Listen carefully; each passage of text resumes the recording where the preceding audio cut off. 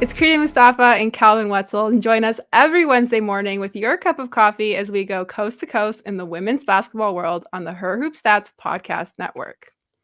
On today's show, some Las Vegas Aces versus the league talk, Sun versus Wings, and some under the radar stats of a very surprising team. But before we get to that, my co host, Calvin, how excited are you for this podcast launch? A little bit. Nah, I'm so excited. This is gonna be amazing. I'm sorry. I've been looking forward to this for a long time, and especially working with you, Crina. Obviously, you create great content across the league and all of women's basketball and tennis. Go follow Crina for tennis, by the way, if you don't. But this one's gonna be about basketball, so I'm so pumped to just chat basketball with you every week.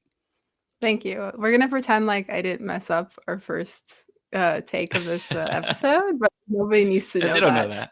They don't know that. But yeah, like I'm very excited too. I think in case nobody realizes, like the coast to coast, the double C's, Karina and Calvin, I just want to put that out there. Because as people know, we're quite the pun people. So if in That's case you didn't right. realize that, did want to mention that. But It's let's get important. right into it. It is very important. I agree. Let's get right into it. Our headline of the week: the Las Vegas Aces. I won't say the way that you phrased it. I'll say the way that I phrased it when we were Please planning don't. this show. But essentially, the question is that are the Aces showing they're human, or are other teams starting to put their pieces together? Because this last month, it feels like the whole month has been Liberty versus Aces. I feel like they've played each other like a ton of times, and they eventually just traded punches, which was actually pretty cool to see if you were a Liberty fan, because there were a lot of questions about whether they would be able to go up against the Aces. They're still first in the league as of right now when we're recording. They're 28-4. They did have a loss to the LA Sparks last week. All that being said, on the Liberty front, like what has changed when it comes to facing the Las Vegas Aces? Are they showing that they're human, like we just mentioned, or is this more just like other teams starting to piece it together? It's definitely both when you talk about the Liberty in particular. The Sparks maybe, well, the Sparks too, but with the Liberty, you have to start with Jonquil Jones and the way that she's played since the All-Star break. And go read Miles Ehrlich's piece, by the way, on Winsider about that. Excellent writing about how she really has sort of evolved this season and changed her season from when she came in, to the season with that stress fracture from last year's finals. Obviously, it was hampering her still.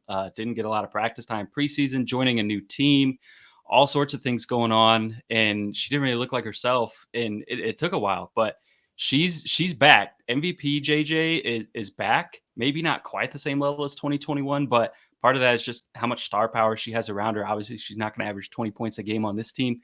I think JJ is playing at that level now, and that's been huge against everyone, but especially in those matchups against the Aces, who are without Candace Parker, have to go smaller when they go to the bench, bring in Alicia Clark at the 4. That's a tough matchup when you have Brianna Stewart and Jonquil Jones in the front court for the Liberty. So there's some on the Aces as well in terms of injuries and just like the lack of depth that they have. But it's really both, I think, in terms of this matchup in particular, Liberty versus Aces, that, like you said, feels like we've seen so much of, almost like a mini playoff series before the hopeful real one that we get. Yeah, absolutely. And like you kind of touch on the Candace Parker injury. Like, how much does that actually hurt the Aces? Like, and not even necessarily on the scoring side, because we know Vegas can score. They have a lot of people on their roster to do that. But like even just defensive matchups as well. Because like I think I forgot who said it, but somebody said that like missing Candace Parker is kind of how the Liberty were kind of missing Jonquil Jones early on, and that's in the season. Just having another big on the floor who can provide a lot of difficulty for whichever team you're facing. Yeah, it's huge for a lot of reasons. Number one, the Aces don't have very much depth, like we talked about. So missing anyone, whether it's Candace or anyone, just is sort of the domino effect. You go one deeper on your bench, which isn't very deep. But when it comes to Candace specifically, I think they lose a lot of rebounding.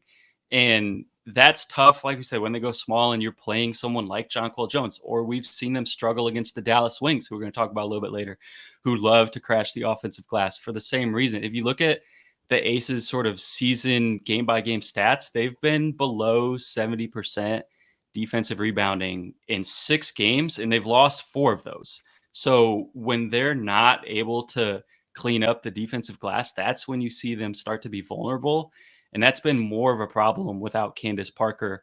I think, they still have an overall great defensive rebounding rate this year. They're second in the league, but I think part of that, it's almost like Iowa in the college game was fourth in the country in defensive rebound rate. But part of that is just teams are so scared of Caitlin Clark that they don't crash the offensive glass. They get back in transition defense. And the same thing happens to the Aces to inflate those numbers a little bit. But when teams do decide to give up a little transition defense and crash the glass, like we see with JJ or with the Wings, the Aces are really vulnerable there, especially without Candace Parker.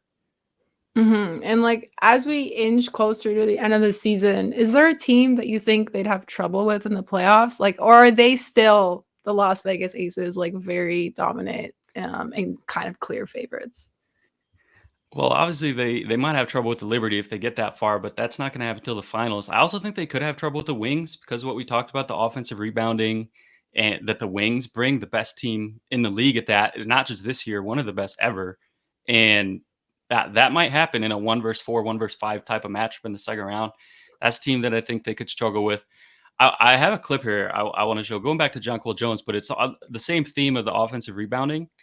It really starts with Kelsey Plum, I think, and I'm going to put this up here. So Kelsey Plum at the beginning of this clip gets screened, and she doesn't quite get around the screen, so they have to switch it, but it doesn't really look like they were planning on switching it because she sort of fights around the screen and then sort of comes back. So if you watch the first screen, this down screen right here, you see she comes back and now she's already out of position to navigate that second screen. So she has a switch here with Brianna Stewart. I'm going to play this clip again because once you get her switched on Brianna Stewart, that's what gives up this offensive rebound. It really wasn't the fact that they didn't box out when we come back to this. It's the fact that Kelsey Plum not getting around that screen in time and end up being switched on Brianna Stewart means that Kia Stokes and Alicia Clark had to come help her to guard Brianna Stewart. And that is what left JJ under the rim wide open for that offensive rebound. So kind of a domino effect, like their perimeter defense and just the whole, anything without Candace Parker, your defense is sort of going to lose a little bit. Candace Parker kind of compensates for a lot of flaws on that end. And that is going to end up, you're going to have to rotate. And as a result, you're going to see people on the backside open for offensive rebounds like JJ. So that's the hole right now that I think they have to clean up. And I think we've started to see some of those holes when the Aces players aren't making their shots. If you look at some of their previous games and losses, in that loss against the Liberty, recently, Asia had like 9 points, which is very uncharacteristic for her. And like in those situations, you also need the other players to step up. Like Kelsey Plum is averaging like 18.7 points right now, but like she hasn't had a 20-point game since like August 8th. So I think there's just like these moments where we talk about the depth, we talk about that was like a huge topic last year too, about how many minutes the starters were getting, and they were fine with it. They won the championship, but we also need to see a little bit more of like a balanced just like scoreboard from everybody on both sides of the floor, especially when you are missing bodies, when you're missing people that kind of just help glue everything together. But I still think that like, and I think when they won their matchup against the Liberty, like the most recent one, and I know Sabrina Ionescu was kind of talking about how like it could get a little bit tiring to face the same team over and over again, even if it is like a playoff series.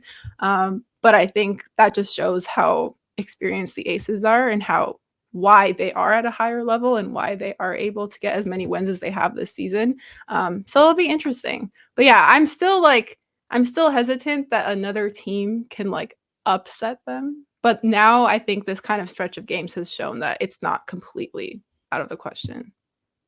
Yeah, I don't think the Aces are going to go undefeated through the playoffs and in games. I do think they're the favorites to win the championship, but someone's going to pick them off at least once or twice in a game and make it a little bit of an interesting series. But your point about the shooting and like them being tired in terms of the depth, like that's a great point because I think it was the Dunker Spot maybe who brought this up. Some podcast I was listening to about like because they're not very deep and the starters are playing such heavy minutes, like obviously that's going to lead to them being more tired as the season goes on. And sometimes you see that show up in the shooting when you're not getting your legs underneath your shot.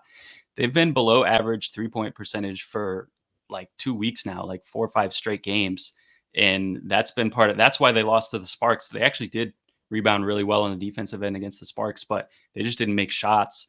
And I think one thing that could really help them is the fact that they're probably going to clinch the 1 seed pretty early, but they also are not really in play for that winning percentage record anymore. So if I don't know if Becky Hammon will do this, but if I'm Becky Hammon, I'm resting some players once you clinch that last game or two. Go into the playoffs fresh, get your legs underneath you. Hopefully those shots start falling again. And at that point, you can get back to being that juggernaut you were, in May and June and most of July too, because that's the team that you need in the playoffs. Yeah, and like last thing on that, it is a bit of a touchy subject, it feels like with the Aces players, because I remember last year asking KP and media like how they balance staying rested enough for the playoffs, but also still like you still have the last week of the regular season to play. And she was kind of just like, not all of us can do load management, or like it was kind of like a dig at like EDD for like doing the load management thing last year. And I was like, whoa, like I didn't know it was such like a touchy thing. So we'll see if Becky decides to do that, because it might be a thing where the players are like, no, I want to actually play all these minutes and continue to do it. But yeah, no, I was just like, I just remember that from last year, and definitely something to keep in mind. But let's move on to our next segment, which is, I don't want to say it's a hot take segment, but it's a hear me out. So we each, Calvin and I this week, we are basically having statements and we're going to defend each of them. This week, it's which team is the more dangerous team in the playoffs, the Connecticut Sun or the Dallas Wings? Calvin has chosen the Sun. He was very quick on that when we were texting playing the show. He was like, I'm taking them. I was like, sure, fine, all good. So Calvin, since you were so quick to take the Sun, why don't you take the floor first and tell the people why you think they'll be more dangerous in the playoffs? All right. So first off, this is no shade to the Wings, who have been great, and like I said, could be dangerous in that matchup against the Aces. But to me, when you look at playoff basketball, like the game slows down a little bit. Obviously, the intensity is higher. That sort of style suits the Sun more than it does the Wings, and the Sun have so many veterans who have been there and done that. The Wings have a few now. Bringing in Natasha Howard was really big compared to what they have last year, and obviously some of those young players got some playoff experience last year, but look at like AT, who has been to the finals multiple times. Tawana Bonner, even before the Sun made the finals last year, like Tawana Bonner, obviously with the Mercury. Tip Hayes, people probably forget, played in the finals with the Atlanta Dream like a decade ago. So they have a lot of veteran leadership and experience who is not going to be phased by the playoffs at all.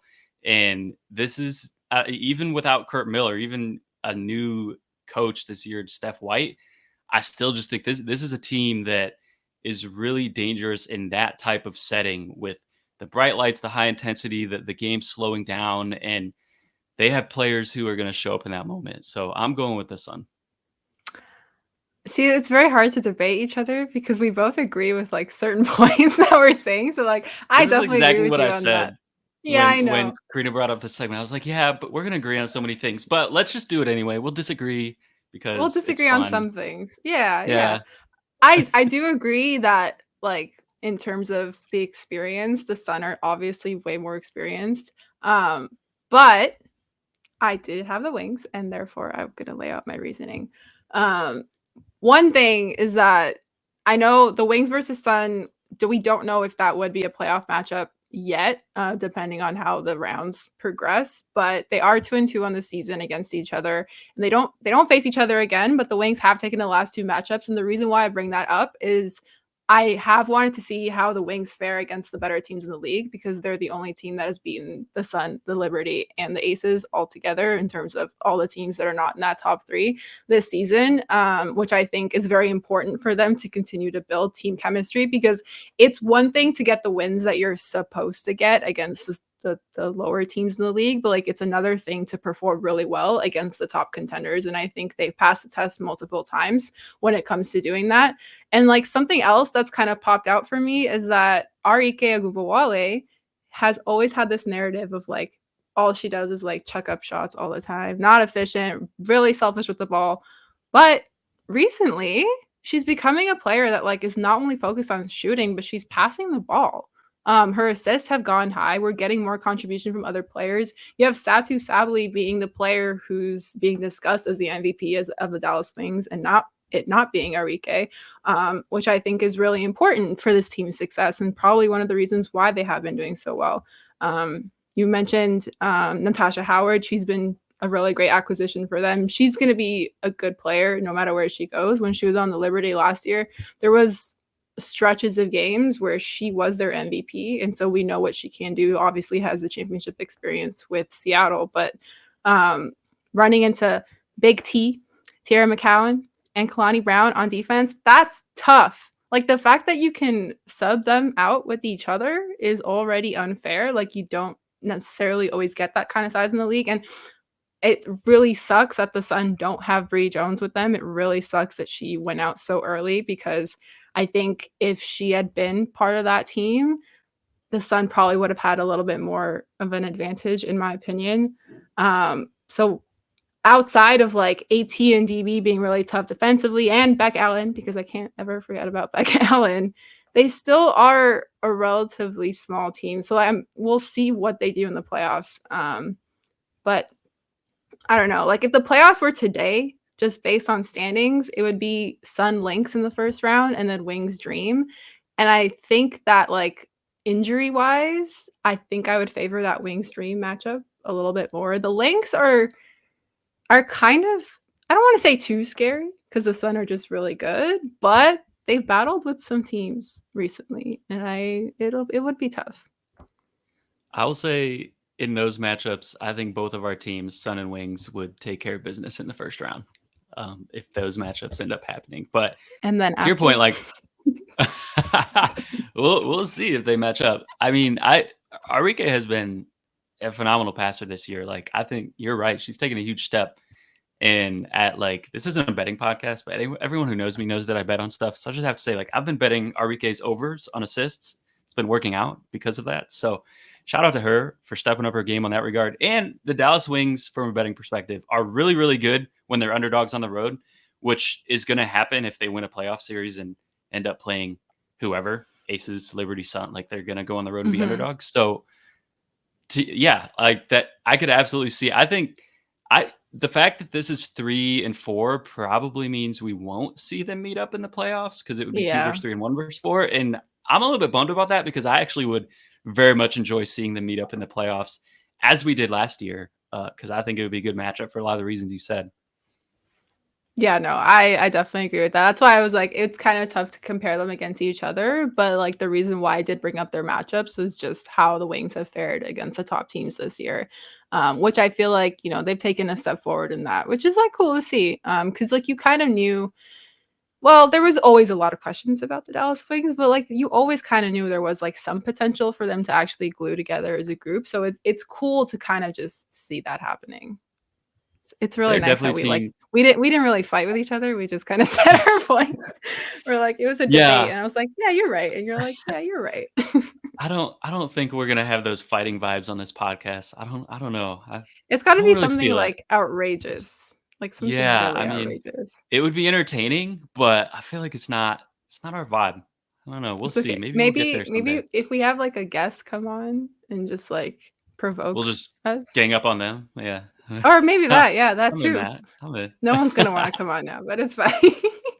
Yeah, let's uh, pretend I didn't say that. Everyone's welcome. This is a safe place for everyone to come on and share their hoop yeah. thoughts. Yeah.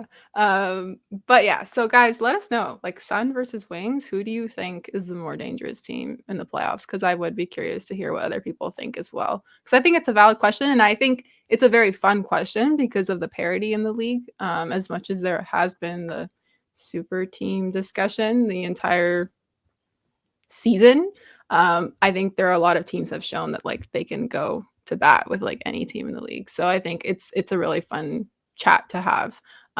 Let's move on to our last segment. It's called Under the Radar. And Calvin, I'm going to give you the floor because you came to me with these stats and kind of just like blew my mind a little bit. And it has to do with a team that you wouldn't necessarily think is leading the league in some of these stats. Go. Yeah, it's I've been incredibly impressed over the last month or so with the Seattle Storm, who are not going to go to the playoffs. They have a very losing record right now, extremely far below 500. If they But won like every single game left in the season, they could. you're right; they have not been mathematically eliminated yet. I They're actually like don't four and a think they half should games want back to of go the to the eighth playoffs. seed. I mean, Well, everyone yeah. wants to go to the playoffs, but I think it would be better for them not to, which I'll get into in a second. But the Storm defense since the All Star break has been the best defense in the league in terms of defensive rating, points per possession allowed. They've actually been overall net rating, offense and defense. They've been third in the league behind the Aces and Liberty in the last 10 games. They've been cooking. And to me, I think this is a perfect scenario for the Storm because don't think they should want to make the playoffs.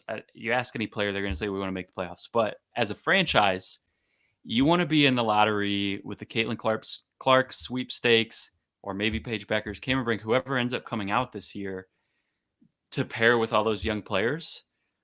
But at the same time, if you can have a season where you finish 9 through 12, you get yourself in that lottery, and you develop your young players, you show a ton of signs of growth, which they have because they're on a roll right now and they were terrible in May, like night and day, 2 months from how far they've come. That's a huge sign because that gives you a springboard into next year while you still get to maybe add a potential franchise changing player. Obviously, they have to worry about possibly bringing Jewel Lloyd back. Who knows if she'll come back or if she'll go somewhere else.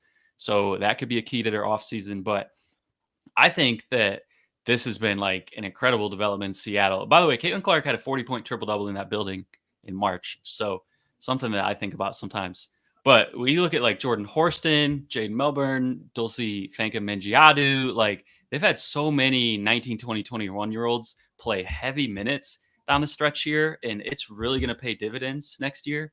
So, and their defense in particular has been stellar, which actually I think is due to one of the veterans that they started playing a lot more, as much youth as they have ever since they started playing Sammy Whitcomb more about around mid-season and put her in the starting lineup. I think that has really helped this defense a lot. She's not necessarily the first name that comes to mind in terms of like a lockdown defender, but I think the value that she brings, just knowing where to be, where help rotation, be able to communicate switches, things like that. I told Crina, like I was watching film to try to figure out like what the Storm are doing, and then I don't have that dog in me, so I just kind of fell asleep and took a nap. So I don't have any cool clips, but I like one thing that did stand out to me was that Sammy Whitcomb is like an excellent communicator, and I think just kind of holds that defense together. So I've been very impressed with them, and I know like I heard talk, maybe not a lot, but I heard whispers about like, is Noelle Quinn's job safe? Blah blah blah. Like that. Let's just stop. That's dumb. Like who else would be doing any better right now with this group that they have? So Storm A+ in August for me. Yeah. A couple of things on that. First of all, who is coming for Noelle Quinn's job? Because Hopefully no one anymore. it's not happening. But I also think like on the Sammy Whitcomb front, like just based off the time that I covered her with the New York Liberty and just talking to her and asking her questions, you can tell that she's always thinking about that stuff. Like communication was always kind of top of mind for her, and just communicating when to cut, like when to do all these different things so that you're moving together as a team. Like it's very much ingrained in her as a player and as a leader. And you're definitely seeing that come through. Um, I told you, Cal, you're gonna have to like edit all my ums out. Like the fact that I'm like hearing myself do them now. But no, she's been a really good leader for them. It's like very cool that she's back home with them. I thought that was good, like with all the movement that the Liberty went through in the off season. I think it was a good landing place for her. And my last kind of point on this too is that yes, there are teams that are lottery teams and they haven't been good during this season. But I think if you get to a point where, like you said, you are giving more minutes to the younger players on your team, you're giving them that experience. The whole point is to kind of see how players gel with each other and how they continue to develop throughout the season, because you get to a point where, yeah, you're in the lottery, but you've played enough together that something good is starting to happen. And then you start to get these like good draft picks. You start to get these good players coming together, and all of a sudden you're a playoff team again. And so I think that's kind of the direction that Seattle's going in, which is nice because like in the post Sue Bird era, I know there was like a lot of like up and down. Like we don't really know like what is going to happen with them. And Stewie left. Like it was all like this whole just like you don't like kind of feeling lost a little bit. And it helps that Jewel Lloyd is scoring like 30 points a game for them. So I think she has to be like number one priority for the Seattle Storm if they want to continue to keep this group together or like just add more pieces to it. I think Jewel Lloyd is the player that you must center this team around no matter who you get in the draft. So yeah, it'll be interesting to see what shakes out with her. But I wrote like a little pun down, like what's brewing in Seattle because they're the storm and storms brew. Oh, I got you. I got you. Crina said off the top, we're all about the puns. We're gonna bring I the warned. puns. It's a disclaimer. Yeah, It's a pun disclaimer. it But is. yeah, Like, the Storm are doing well. They're doing better, all things considered. They are, like I said, 4.5 games back of that 8th seed. So like I think it would take an extremely miraculous kind of run to the end of the season for them to get that 8th seed. So it probably won't happen for them. But like you said, probably all for the best. And I think a lot of stuff is pointing in the positive direction for them. yeah, I think it's really hard to be a good vibes team, a fun vibes team when you're like 11-22 or whatever they are. I don't know what the record is, but I think they are. I think for me, like this is a fun vibes team with a terrible record, and like that's something to be proud of, in my opinion. You're right though. Like I was doing pregame for one of their games one time and well, first of all, I told Noelle Quinn that she's like the best dress coach in the league and that already got like a big laugh from her. But I was just asking, I even asked like Jordan Horson like what her experience has been like just defending all these stars in the league, like with the role that she's been thrust into as a rookie. And it seems like she's really soaking it in. Like it seems like the team is really just happy with all the experience that they're getting. So the vibes seem good, even though their record is what it is. So that's always good. Yeah, and I'll bet if you hop into one of those pressers 5 years from now and ask Jordan Horston or whoever else on this team, like, what is the key to you being like such an elite defender? They're gonna say, or just any, not even necessarily defense, just like anything. Number one, they're gonna say, like, I learned from Jewel Lloyd, like being able to play with her, which I think is key, And number Yes. two, they're gonna say like the fact that I got thrust into the fire right out of the gate in my career and probably got a few times on defense, but I got to learn the hard way and now I'm elite. Like some of these players, that's going to be the story by the time they get into their prime, getting all this experience. So it's huge for the direction of the Storm, I think. Absolutely. And like even like Michaela Onyenwere is a player that I also think about in that role where in her rookie year with the Liberty, she was starting and she was facing like she's facing Candace Parker, like all these like really tough matchups. And I think um she's like had to learn since then a little bit as her roles has changed. But I think like ultimately it will be good for her in her career. But yeah, the Seattle Storm, that's your under the radar fact/stat of the week. I hope we Storm surprised radar. you. There's your pun. Okay. That was actually really good. And you just came up with Had to, that too. I had to had drop mine that in written there. since last night. Um, so yeah, no, you already won on that end. But to end things off, Calvin, I got a trivia question for you. All right, hit Uh, me. who's played for the New York Liberty and the Seattle Storm? All right. So the obvious answer we talked about Sammy Witzel. No, Mm-hmm. actually, that's not the most obvious answer, but that's the answer I had to go with.